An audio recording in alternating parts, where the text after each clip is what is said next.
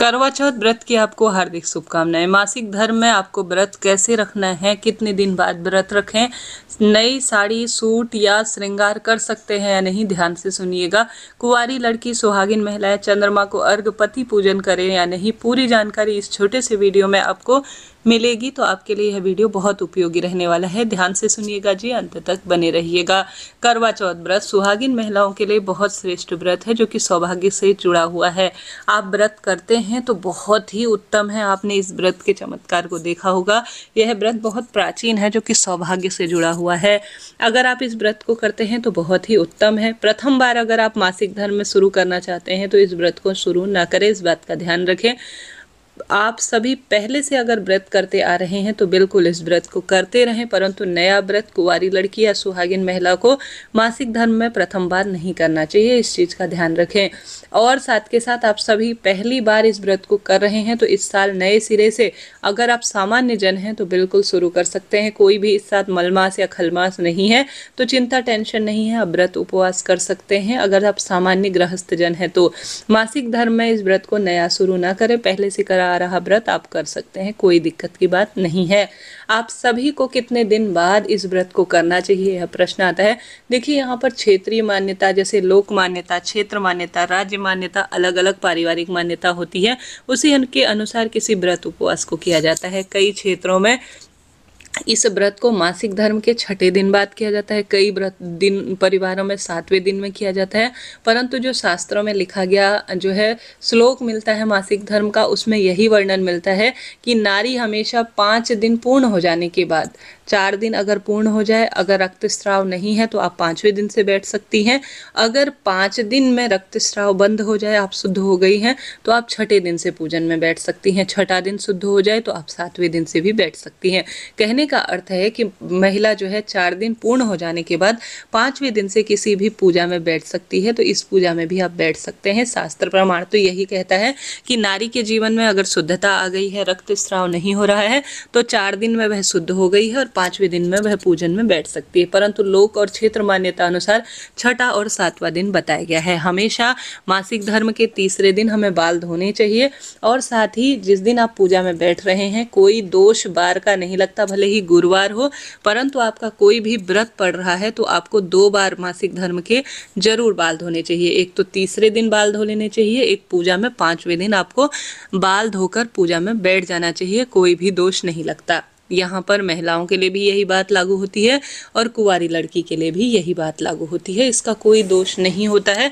अगर आप 2 बार बाल नहीं धोते हैं तो फिर दोष लगता है, फिर आप शुद्ध नहीं हैं। भले ही आप 5वें दिन की पूजा करें या छठे दिन की या 7वें दिन की, परंतु आपको बाल 2 बार जरूर धोने हैं, तभी आपकी शुद्धि हो पाएगी। ठीक है जी, चीज़ों को नोट करते हुए चलिएगा। अब आप सभी नए साड़ी या नए कपड़े पहन सकते हैं नहीं, यह प्रश्न आता है।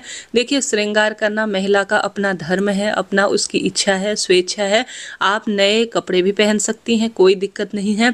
आप 16 श्रृंगार से युक्त होना चाहती हैं तो बिल्कुल आप नए कपड़े 16 श्रृंगार से युक्त हो सकती हैं।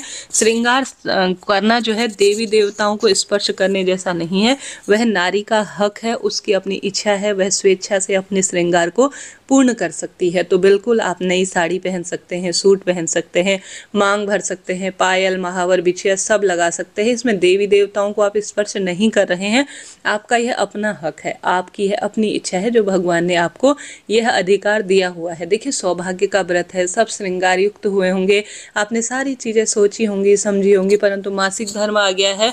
अब आप करवा चौथ के व्रत श्रृंगारित नहीं होंगे तो किस दिन होंगे? तो अपने आप को सूना नहीं करना है। आप सुहागिन महिला हैं, आपने कोई अपराध नहीं किया है, यह सामान्य प्रक्रिया है जो शरीर के चक्र को पूर्ण करता है। तो अपने आप को बिल्कुल टेंशन चिंता में आपको नहीं देना है। आपको अच्छी तरह से जो है तैयार होना है, अच्छी तरह से श्रृंगारित होना है। मन में रोना धोना बिल्कुल टेंशन नहीं, बिल्कुल प्रसन्न अवस्था में हो जाइए।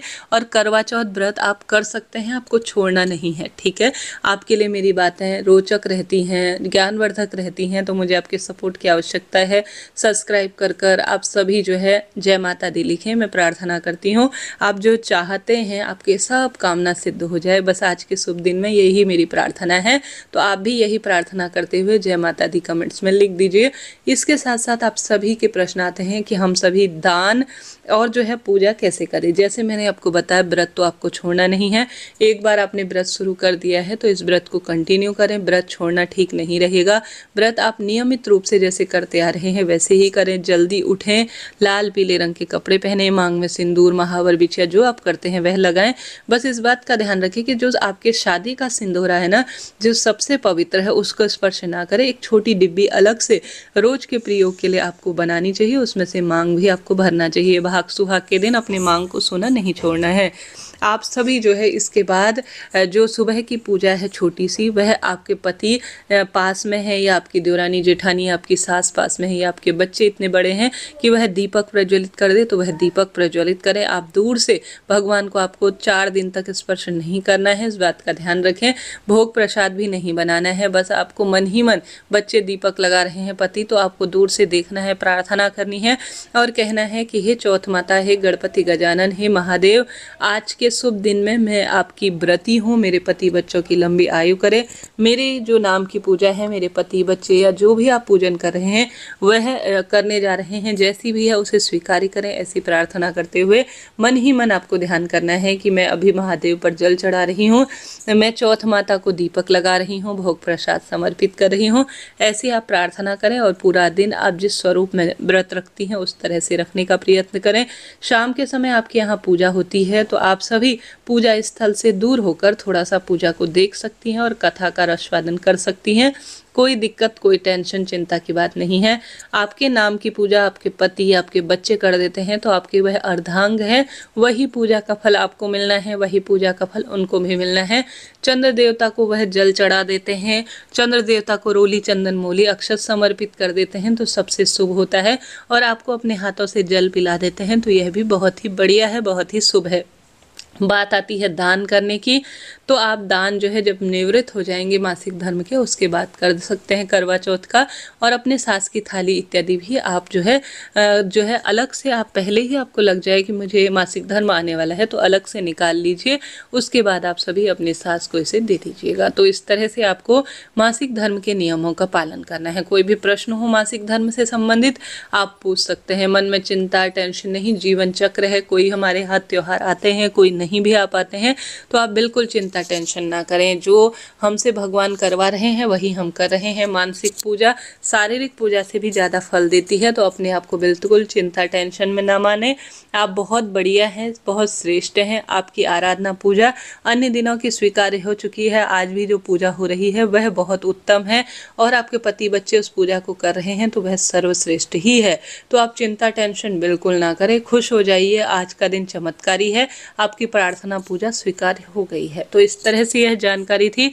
करवा चौथ व्रत पूजा कैसे करें, क्या खाएं क्या नहीं, सब वीडियो चैनल पर आ चुकी है। राधे राधे।